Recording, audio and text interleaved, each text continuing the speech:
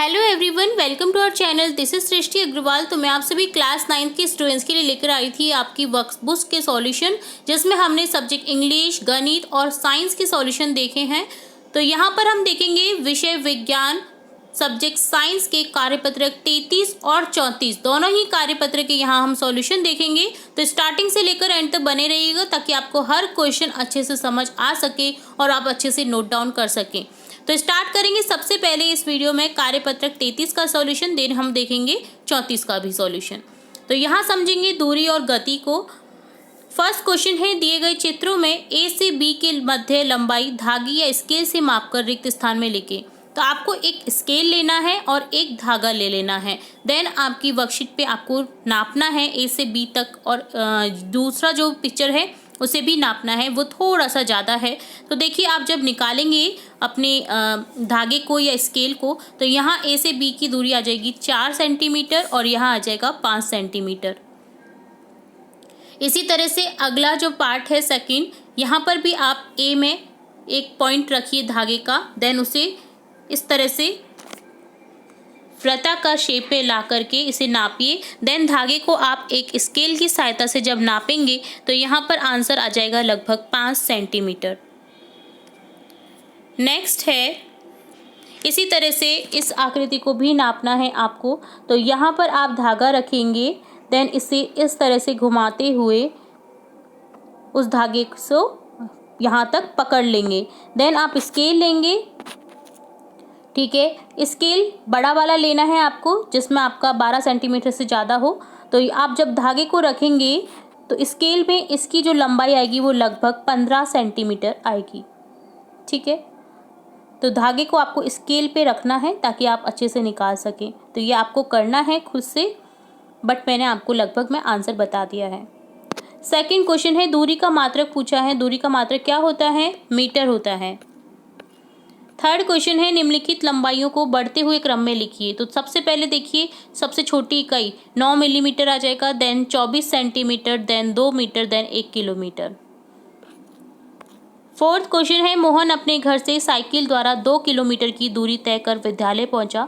गणित की पुस्तक घर पर भूल जाने के कारण वह पुनः साइकिल से लौटकर घर आता है। बताइए मोहन ने कुल कितनी दूरी तय की। तो देखिए, मोहन, सिंपल सा क्वेश्चन है। मोहन पहले घर से स्कूल जा रहा है, 2 किलोमीटर की दूरी तय कर रहा है।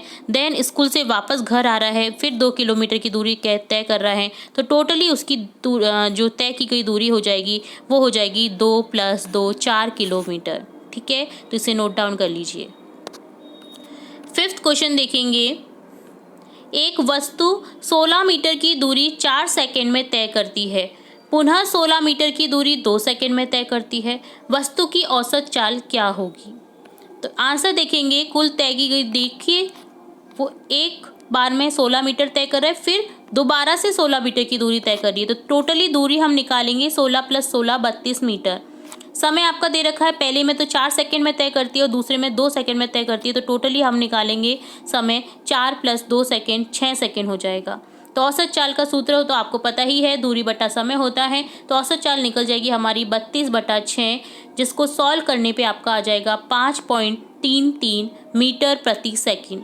मीटर पर सेकंड भी लिख सकते हैं, और सेकंड को जब आप ऊपर ले जाएंगे तो इन्वर्स में हो जाएगा। तो यहाँ हो जाएगा 5.33 मीटर प्रति सेकंड, या आप 5.4 मीटर प्रति सेकंड भी लगभग में कर सकते हैं इसे, ठीक है। तो ये हो गया हमारा फिफ्थ क्वेश्चन का आंसर।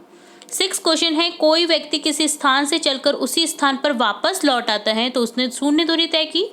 उक्त कथन सत्य है या असत्य है? तो यहाँ पर क्या होगा? सत्य है।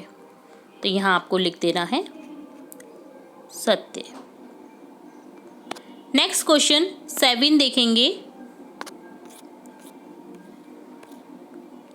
7th क्वेश्चन है, एक व्यक्ति 7 मीटर त्रिज्या के वृत्ताकार पथ पर 2 चक्कर लगाता है। देखिए, 7 मीटर त्रिज्या का वृत्ताकार पथ है जिस पर 2 चक्कर लगाता है। व्यक्ति ने 2 चक्कर में कुल तय की गई दूरी आपको निकालनी है। परिधि बराबर दे रखा है 2πr, पाई बराबर आपको 22/7 दे रखा है। तो हम इसे जब सॉल्व करेंगे तो देखिए 2πr परिधि हमारी निकल जाएगी 2 × 22/7, और 7 त्रिज्या वाला देखिए दे रखा है, 7 मीटर त्रिज्या वाला वृत्त है।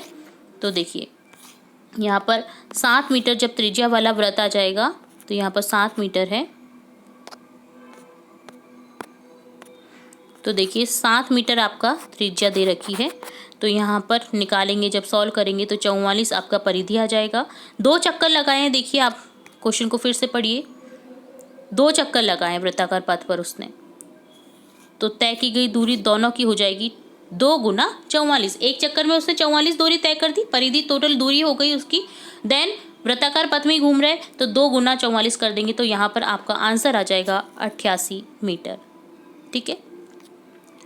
नेक्स्ट क्वेश्चन है 8th क्वेश्चन। एक व्यक्ति ABCD पथ तय करता है, वास्तव में तय की गई दूरी सभी लंबाई का योग होता है, तो तय की गई दूरी ज्ञात करो। तो देखिए यहाँ पर आपको तय की गई दूरी निकालनी है। A से B 2 मीटर, B से C वो निकाल रहा है 4 मीटर, और C से D हो गया 6 मीटर। तो तय की गई दूरी सभी का योग हो जाएगा, तो यहाँ सिंपली आपको निकाल लेना है सभी का योग। AB + BC + CD 2 + 4 + 6 12 मीटर की कुल तय की दूरी हो जाता है क्वेश्चन का आंसर। तो ये डन होता है आपका वर्कशीट 33 का सॉल्यूशन। उम्मीद है आपको सभी क्वेश्चन अच्छे से समझ आए होंगे और आप नोट डाउन कर रहे होंगे इन्हें। ठीक है, तो फटाफट से नोट डाउन कर लीजिए अपनी वर्कशीट में। अब देखेंगे कार्यपत्रक 34 का सॉल्यूशन।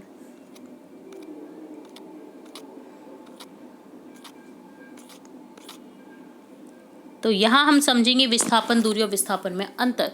क्वेश्चन फर्स्ट है, सोहन बिंदु A से B तक किस पथ से जाए कि उसे न्यूनतम दूरी तय करनी पड़े।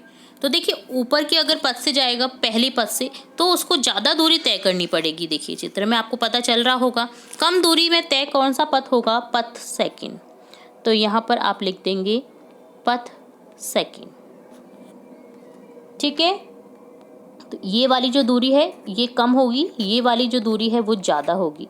तो यहाँ पर पथ सेकंड जो है अगर उससे तय करेगा तो उसको न्यूनतम दूरी तय करनी पड़ेगी। नेक्स्ट क्वेश्चन है, सोहन द्वारा तय की गई दूरी को क्या कहते हैं। तो आंसर हो जाएगा आपका विस्थापन। ठीक है, तो यहाँ पर आपको लिख देना है विस्थापन। ठीक है, तो विस्थापन लिख दीजिए। विस्थापन का मात्रक क्या होता है, तो विस्थापन का मात्रक होता है मीटर। ठीक है, तीनों क्वेश्चन हो गए। अब देखेंगे 4th क्वेश्चन। यदि सोहन वृत्त की परिधि पर स्थित A बिंदु से चलकर पुनः A पर लौट आए तो वह विस्थापित किया हुआ किसके बराबर होगा। तो वह बराबर होगा 0 विस्थापित होगा, क्योंकि पुनः लौट करके वो उधर ही आ रहा है ना। तो यहाँ पर उसकी टोटली दूरी 0 हो जाएगी। तो यहाँ पर आपका ऑप्शन द करेक्ट हो जाएगा और आपको यहाँ पर द लिख देना है। ठीक है, 5th क्वेश्चन देखेंगे। यहाँ पर देखिए आपको एक हाफ सर्कल दिया गया है। तो यहाँ पर आपको इस तरह से रेखा खींच लेनी है, A से B इसको मिलान कर देना है। अब क्वेश्चन देखेंगे हम। निशा A से B वक्र रेखा पर चलती है, वो यहाँ से यहाँ पर चलती है। ठीक है, परंतु उसे लगा कि ये दूरी अधिक है। अब वह A से B सीधी दूरी अर्थात विस्थापन तय करती है, यानी सीधी दूरी ये वाली जो है वो तय करती है। एक धागे एवं स्केल की सहायता से वक्र दूरी और विस्थापन नापकर अपने अध्यापक को बताती है। आप भी मापकर रिक्त स्थानों की पूर्ति करें। तो आपको भी ये वाली दूरी नापनी है, धागे को लेना है और स्केल को लेना है पुनः, जैसे हमने वर्कशीट 33 में किया था उसी तरह से। और यहाँ पर इस दूरी को भी आपको नापना है। तो धागा ले लीजिए इसको नापने के लिए। तो देन धागे को आप जब रखेंगे तो इस तरह से आप रख सकते हैं। तो जब धागे को आप रखेंगे तो आपका जो स्केल है उसकी सहायता से आप निकालिएगा। तो उसकी सहायता से जो है वो आपकी ये जो सीधी वाली है AB, ये तो निकल जाएगी आपकी 3 सेंटीमीटर जो विस्थापन हो जाएगा। और दूरी जो ये दूर वाली है ये वाली जो निकल जाएगी वो निकलेगी आपकी 5 सेंटीमीटर, क्योंकि धागा इस तरह से है। धागे को जब आप स्केल पे रखेंगे तो आपकी 5 सेंटीमीटर लगभग में आंसर आ जाएगा। ठीक है, आप समझ गए कैसे नापना है। आपको धागा लेना है, स्केल लेना है, धागे की सहायता से आपको नाप करके स्केल पर रख देना है और आंसर लिख देना है। ठीक है, तो ये होता है हमारा क्वेश्चन डन। अब देखेंगे 6th क्वेश्चन। दिए गए वृत्त की त्रिज्या 5 सेंटीमीटर है। वृत्त की त्रिज्या आपको 5 सेंटीमीटर दे रखी है। अब देखिए कहीं भी त्रिज्या हो तो वो 5 सेंटीमीटर ही होगी। ठीक है। इसकी अर्धपरिधि व व्यास नाप कर रिक्त स्थानों की पूर्ति करे। पाई बराबर आपको 22/7 दे रखा है। तो देखिए विस्थापन क्या हो गया, इसका व्यास जो है वो हो जाएगा। देखिए यहाँ पर जो त्रिज्या आपको 5 सेंटीमीटर दे रखी है, तो ये भी 5 सेंटीमीटर ही होगी सेंटर से, तो यह भी 5 सेंटीमीटर हो जाएगा, तो ये भी 5 हो जाएगा। तो ए बी जो आपका व्यास है, जो विस्थापन है, वो आ जाएगा आपका 10। ठीक है, क्या आ जाएगा, 10 सेंटीमीटर। अब दूरी निकालेंगे हम। दूरी इसकी टोटली दूरी होगी परिधि 2πr, बट आपको अर्ध परिधि पूछा है, तो 2πr में 2 का पार्ट कर दीजिए, 1/2 करना है, तो यहाँ पर πr ही रहेगा। तो 22/7 गुना आपको त्रिज्या दे रखी है 5, 110/7, जिसको सॉल्व करने पे आपका आएगा 15.7 सेंटीमीटर। तो इस तरह से आपको सॉल्व कर देना है, मैंने आपको कम्प्लीटली बता दिया है। ठीक है, तो आगे आपको क्वेश्चन समझ, तो ये हमारा डन होता है 6th क्वेश्चन। अब देखेंगे 7th क्वेश्चन। रानू अपने घर से पूर्व दिशा में 4 किलोमीटर चलती है। अब अपनी बाईं ओर मुड़कर 3 किलोमीटर अपनी मित्र शीला के घर पहुंचती है। चित्र में बताया गया है, बताइए रानू कितने किलोमीटर विस्थापित हुई। विस्थापन बराबर अंतिम स्थिति माइनस प्रारंभिक स्थिति, कर्ण का स्क्वायर बराबर लंब का स्क्वायर प्लस आधार का स्क्वायर से आपको ये फॉर्मूला से निकालना है, क्वेश्चन सॉल्व करना है। तो देखिए जो रानू है वो घर से पूर्व दिशा में चली है। पूर्व दिशा में 4 किलोमीटर चलती है, तो यहाँ पर 4 किलोमीटर लिख देंगे। देन वो क्या करती है, बाईं ओर मुड़ती है, अपनी बाईं ओर, आपका हाथ बाईं ओर कहाँ आएगा, बाईं ओर मुड़ती है। देन वो 3 किलोमीटर अपनी मित्र के घर शीला के घर पहुँचती है। तो अब आपको टोटली जो दूरी है वो ये वाली निकालनी है। कर्ण का स्क्वायर निकालना है, आधार का स्क्वायर, लंब का स्क्वायर, अभी आपने देखा फॉर्मूला जो आपको दे रखा है क्वेश्चन में भी। ठीक है, इन्हें जोड़ना है। तो देखिए इस तरह से सॉल्व करेंगे हम। लंब का स्क्वायर प्लस आधार का स्क्वायर, 3 स्क्वायर प्लस 4 स्क्वायर, तो यहाँ हो जाएगा आपका 9 + 16 25। कर्ण स्क्वायर दे रखा है, तो स्क्वायर को आप रूट में चेंज कर देंगे, तो यहाँ आ जाएगा। तो यहाँ √25 का क्वेश्चन जो निकालेंगे हम, आंसर आ जाएगा 5 किलोमीटर। ठीक है, वैसे भी 3, 4, 5 ये कॉमन ही सेंसेबल क्वेश्चन होते हैं, जिन्हें आप अगर आधार लंब आपका 3, 4 दे रखा है, तो आप कर्ण बेहिचक लिख सकते हैं 5 किलोमीटर, अगर आपको सॉल्व करने में टाइम बचाना है तो। ठीक है, तो ये हिंट होती है कई क्वेश्चंस की। तो देखिए यहाँ पर 5 किलोमीटर आंसर आ जाएगा आपका। तो यहाँ ये जो दूरी है वो 5 किलोमीटर की आ जाएगी। ठीक है, तो कितने किलोमीटर विस्थापित हुई है वो आपको बताना था, तो आंसर आ जाएगा आपका 5 किलोमीटर। तो ये डन होता है वर्कशीट 34 का भी सॉल्यूशन।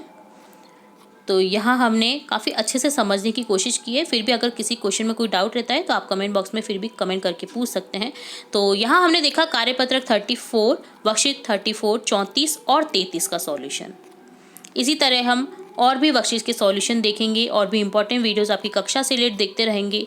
तो जुड़े रहें हमारे चैनल के साथ। वीडियो को पूरा देखने के लिए धन्यवाद।